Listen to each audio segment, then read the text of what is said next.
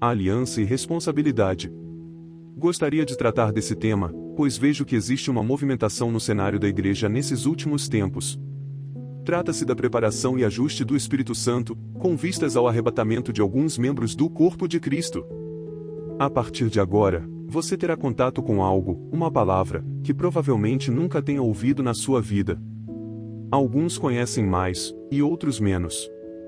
Eu adianto que você precisa orar ao Senhor, para que lhe dê espírito de entendimento e humildade, pois o que você vai conhecer daqui por diante, contradiz na maioria das vezes, com tudo o que você tem visto e ouvido na prática de igreja. Creio que serão várias mensagens, para que você possa ver e entender a vontade de Deus, e como as coisas acontecerão agora, no fim dos tempos. Não estou preocupado quanto à sua formação acadêmica, sua posição social ou até mesmo se você pertence a alguma organização religiosa.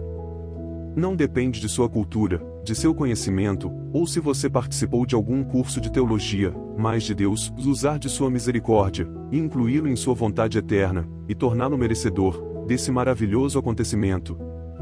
A voz que você ouvirá a partir de agora é a voz do Espírito Santo, e existe uma grande possibilidade de você não reconhecê-la. Essa não é a minha voz, minha dicção não é apropriada, estou usando esse recurso, baseando-me no princípio do anonimato devido àqueles que servem o Senhor, dando toda a honra e glória, somente ao nosso Senhor, pois a estrutura humana não suporta nenhum tipo de glória ou exaltação, pois certamente se corromperá, e prevaricará contra Deus. Esse é um dos efeitos maléficos do sistema religioso de hoje. Creio que na tarefa de transmitir as insondáveis riquezas de Cristo, devamos nos manter nesse estado. Dessa forma, não comprometemos a percepção do ouvinte com a nossa própria aparência, característica, ou com a nossa própria voz. O importante é que nada e ninguém esteja entre nós e a pessoa de Cristo.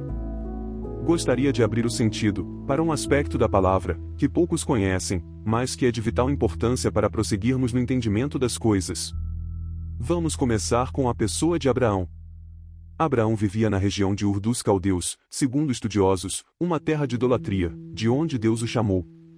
Então disse Deus a Abraão: sai da tua terra, da tua parentela e da casa de teu pai e vai para a terra que te mostrarei.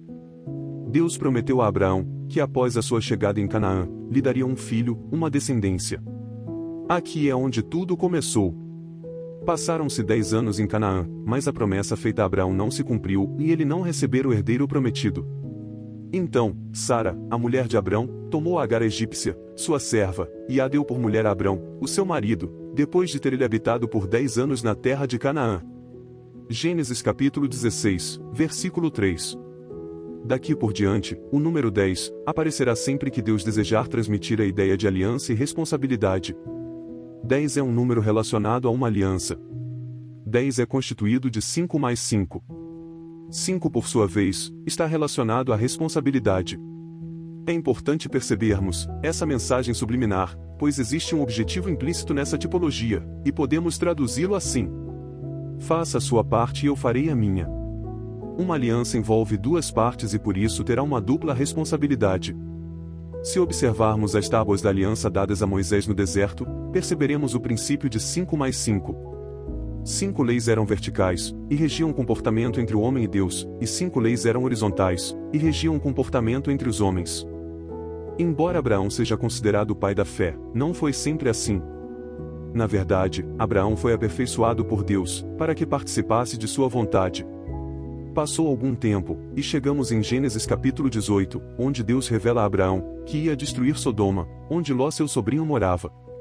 Então Abraão juntamente com o Senhor, observava a cidade de longe, e o Senhor lhe confidenciou: com efeito, o clamor de Sodoma e Gomorra tem se multiplicado, e o seu pecado se tem agravado muito. Então Abraão começa a sua narrativa com o Senhor: destruirias o justo com o injusto? Se houver, porventura, 50 justos na cidade, destruirias ainda assim e não pouparias o lugar por amor dos 50 justos que nela se encontram? Longe de te fazeres tal coisa, matares o justo com o injusto, como se o justo fosse igual ao injusto, longe de ti. Não fará justiça o juiz de toda a terra? Então, disse o Senhor: se eu achar em Sodoma 50 justos dentro da cidade, pouparei a cidade toda por amor deles. Disse mais Abraão: eis que me atrevo a falar ao Senhor, eu que sou o pó e cinza. Na hipótese de faltarem 5 para 50 justos, destruirias por isso toda a cidade? Ele respondeu: Não a destruirei se eu achar ali 45. Disse-lhe ainda mais Abraão: E se porventura houver ali 40? Respondeu: Não o farei por amor dos 40. Não se ire o Senhor, pois falarei ainda, se houver porventura ali 30? Respondeu o Senhor: Não o farei se eu encontrar ali 30. Continuou Abraão: Eis que me atrevi a falar ao Senhor. Se porventura houver ali 20? Respondeu o Senhor: Não a destruirei por amor dos 20. Disse ainda Abraão: Não se ire o Senhor, se lhe falo somente mais esta vez, se porventura houver ali 10. Respondeu o Senhor: Não a destruirei por amor dos 10. Tendo cessado de falar a Abraão, retirou-se o Senhor e Abraão voltou para o seu lugar. A narrativa de Abraão está impregnada de simbolismo. Veja. Abraão começa a sua narrativa no 50. Se tiver ali 50 justos. Na segunda pergunta, Abraão não diz 45, mas se faltarem 5 justos para 50. Você percebe a astúcia de Abraão? Ele está levando Deus para dentro da aliança e da responsabilidade por meio de sua justiça. Longe de te fazeres tal coisa, matares o justo com o injusto, como se o justo fosse igual ao injusto, longe de ti. Outro aspecto da narrativa diz respeito à família de Ló. Ló tinha 2 filhas, 2 genros e sua esposa. Ao todo, temos 6 pessoas, capítulo 19, versículo 14. A narrativa de Abraão está impregnada de simbolismo. Veja, Abraão começa a sua narrativa no 50, se tiver ali 50 justos. Na segunda pergunta, Abraão não diz 45, mas se faltarem 5 justos para 50. Você percebe a astúcia de Abraão? Ele está levando Deus para dentro da aliança e da responsabilidade por meio de sua justiça. Longe de te fazeres tal coisa, matares o justo com o injusto, como se o justo fosse igual ao injusto, longe de ti. Abraão parece agir de uma forma infantil com suas perguntas, mas na verdade, a sua intenção era que as suas 5 perguntas estivessem também no princípio da aliança. Outro aspecto dessa narrativa diz respeito à família de Ló. No capítulo 19 de Gênesis, vemos que Ló tinha 2 filhas, 2 genros e sua esposa. Ao todo, temos 6 pessoas. Creio que se fosse um de nós ali com Deus, certamente chegaríamos ao número da família de Ló. Mas quando Deus se comprometeu com o número 10, ele se deu por satisfeito, e voltou para o seu lugar. Não sabemos das experiências de Abraão nesse período, entre a sua desilusão de esperar 10 anos por seu descendente que não nasceu, e a situação em Gomorra. Mas é evidente que Abraão aprendeu alguma coisa com a situação. Pelo que vemos no desenvolver da história, toda a família de Ló encontrava-se comprometida pela influência moral da região. Seus genros não creram nas suas advertências e morreram juntamente com a cidade. Sua esposa ficou para trás e morreu sob o quarto incandescente do juízo sobre as cidades de Sodoma e Gomorra e mais 3 cidades circunvizinhas. Suas filhas, sob a influência moral da convivência com os habitantes de Gomorra, tomaram como ocasião a embriaguez de seu pai Ló, para cometerem incesto, dando origem a 2 descendências, Moabe e Amon, origem tanto dos Moabitas como dos Amonitas. Quanto ao princípio da aliança e da responsabilidade, ele continuou. Quando chegamos em Êxodo capítulo 12, versículo 3, temos o princípio do êxodo do povo de Israel do Egito. Nessa ocasião se escolheu um cordeiro sem defeito. No 10º dia se escolheu o cordeiro, para que fosse morto no dia 14. Então, por meio das 10 pragas, o povo de Israel foi liberto do Egito e começou sua peregrinação. No período em que permaneceram no deserto, foram provados por 10 vezes, mas no 10º mês, entraram na terra de Canaã. O fato é que todas as promessas de Deus são cumpridas por meio do 10. No capítulo 13, versículos 17 a 18, Deus promete novamente a posse de toda aquela terra a Abraão, em toda a sua largura e extensão. Então Deus levanta uma situação de conflito, em que Ló é levado como um prisioneiro de guerra.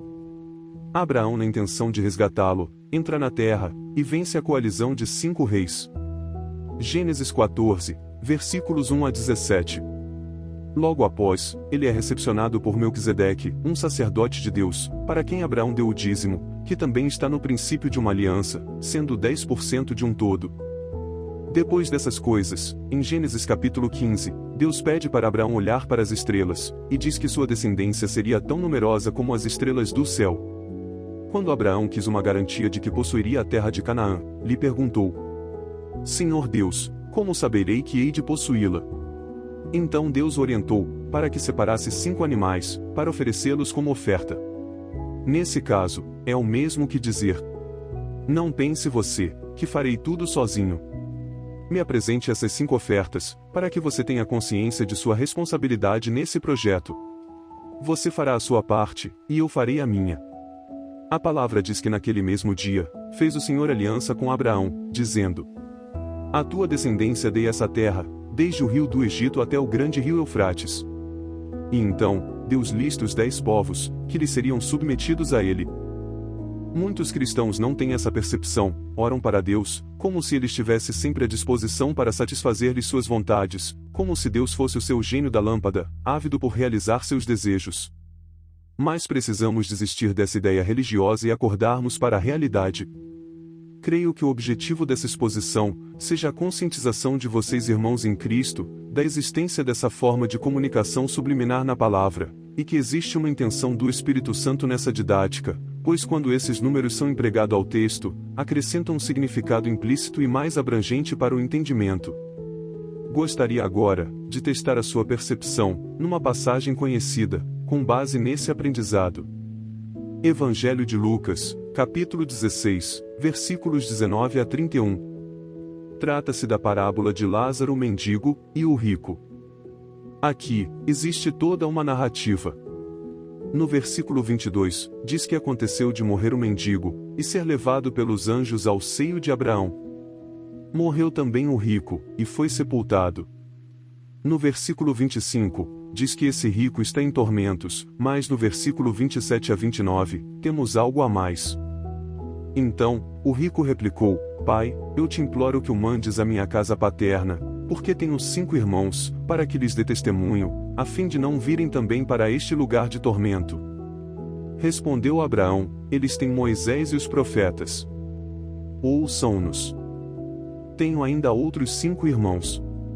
Você percebe a responsabilidade aqui?